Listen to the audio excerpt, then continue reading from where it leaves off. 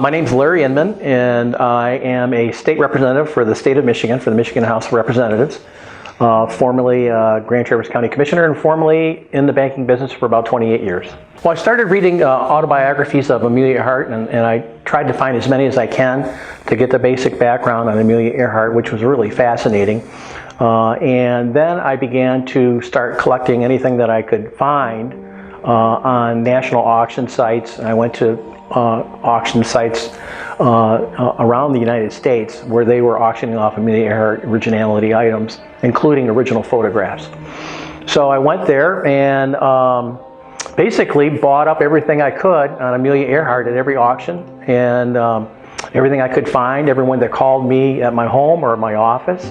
You know, you wake up 24 years later and you've amassed one of the largest private collections, I think, in the world. And it's all original, and I have over 4,000 original photographs of Amelia Earhart. I have all her magazines.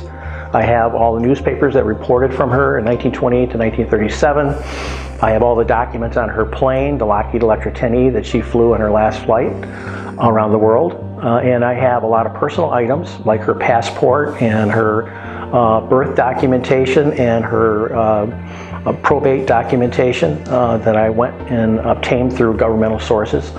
And so it's been a long journey, but I'm pretty proud of the collection I have and the originality of it is.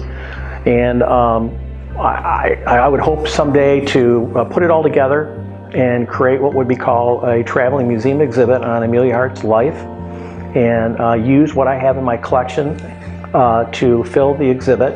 And I've already applied and have been approved for a patent through the Patent and Trademark Office. Remember Amelia. So I do have the trademark, good for the United States, Canada, and Europe. So we are in the process of framing things up and looking for potentially a sponsor that might be willing to come in and help market the exhibit.